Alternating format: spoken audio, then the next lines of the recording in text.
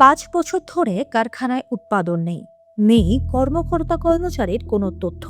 তবু সেই কোম্পানির শেয়ারই হঠাৎ বিনিয়োগকারীদের হিড়িক। পিবিআই এর তদন্তে আইপিওর 43 কোটি টাকার মধ্যে 41 কোটি টাকা আত্মসাতের প্রমাণও মিলেছে। ফেনীর নুরানি ডাইং এর শেয়ার দর মাত্র 2 দিনে বেড়েছে প্রায় 20%। জুলাই শেষে 2 টাকা 90 পয়সার শেয়ার গতকাল উঠেছে 3 টাকা 60 পয়সায়। 2017 সালে আইপিওর মাধ্যমে 43 কোটি টাকা সংগ্রহ করেছিল কোম্পানিটি। পরে এফডিআর, ভুয়া পেমেন্ট ও ব্যাংক লেনদেনের মাধ্যমে অর্থ সরিয়ে নেওয়ার প্রমাণ পায় পিবিআই। 2017 সালে ইম্পেরিয়াল ক্যাপিটাল, ইপিএল ইনভেস্টমেন্টস ও সিএপিএম অ্যাডভাইজরি যৌথভাবে ইস্যু ম্যানেজারের দায়িত্বে থেকে নুরানি ডাইং এর আইপিও সম্পন্ন করে। অভিহিত মূল্যে সাধারণ বিনিয়োগকারীদের কাছ থেকে 43 কোটি টাকা সংগ্রহ করে কোম্পানিটি।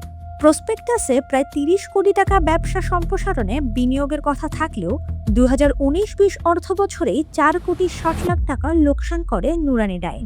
পরের অর্থবছরের প্রথম 9 মাসে লোকসান বেড়ে দাঁড়ায় 11 কোটি 64 লাখ টাকা।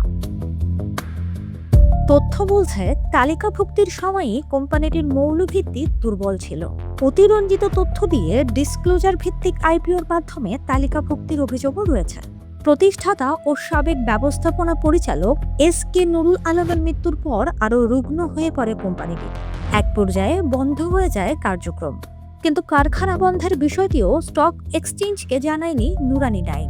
পিবিআই এর তদন্তে উঠে এসেছে, আইপিও অনুমোদনের সময় নুরানি ডাইং প্রকৃত ব্যাংক ঋণের তথ্য গোপন করে জাল আর্থিক বিবরণী ও প্রসপেক্টাস তৈরি করে।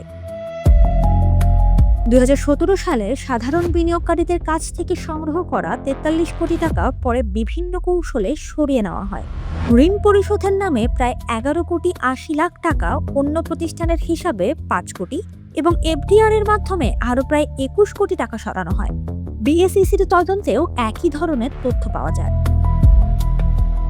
আইপিওর অর্থ হাতে আসার পরও শুরু হয় অর্থ সরানোর নানা কৌশল। এছাড়া ইউনিয়ন ব্যাংকে 6টি এফডিআর এ রাখা প্রায় 24 কোটি 33 লাখ টাকা। পরে এসব এফডিআর ভাঙিয়ে প্রায় 21 কোটি টাকা আত্মসাৎ এবং বাকি অর্থ বিভিন্ন হিসাবে সরিয়ে নেওয়া হয়। নুরানি ডাইং এর আইপিও অর্থ আত্মসাতের ঘটনায় কোম্পানি সহ মোট 14 জনের সংশ্লিষ্টতা পেয়েছে পিবিআই। ব্যবস্থাপনা পরিচালক এস.কে. নুরুল আলমকে মূল কারিগর এবং আইন উপদেষ্টা ব্যারিস্টার আরাফাত হোসেন খানকে তথ্য জালিয়াতি ও ভুয়া পেমেন্টের মাস্টারমাইন্ড হিসেবে উল্লেখ করা হয়েছে। তদন্তে আরও জানা যায়, চেয়ারম্যান, এমডি সহ সংশ্লিষ্টরা নিজেদের 30.93% শেয়ার জামানত রেখে মার্জিন ঋণ নিয়েছিলেন। পরে সেই ঋণ খেলাপি হয়।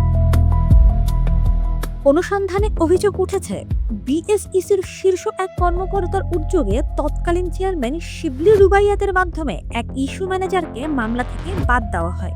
পরে অন্য ইস্যু ম্যানেজারদেরও অব্যাহতি দেওয়া হয় বলে অভিযোগ।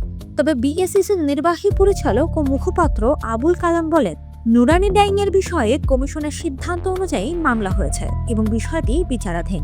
ইস্যু ম্যানেজারদের বিরুদ্ধে মামলা না হওয়ার বিষয়ে তিনি বলেন, আগের সিদ্ধান্ত পরে পরিবর্তন হওয়ায় সংশোধিত সিদ্ধান্ত অনুযায়ী তাদের বিরুদ্ধে মামলা করা হয়নি। বিএসইসির অভিযোগের পর আদালতের নির্দেশে নুরানি ডাইং এর আইপিও নিয়ে তদন্ত করে পিবিআই। 2023 সালের মার্চে তদন্ত শুরু করে সংস্থাটি। চলতি বছরের এপ্রিলে প্রতিবেদন জমা দেওয়া হয়। মামলাটি এখন বিচারাধীন। এত কিছুর পরেও শেয়ারের এমন ঊর্ধ্বগতিতে প্রশ্ন ওঠে, কার স্বার্থে এই দৌড় আর ঝুঁকিতে পড়ছেন কারা?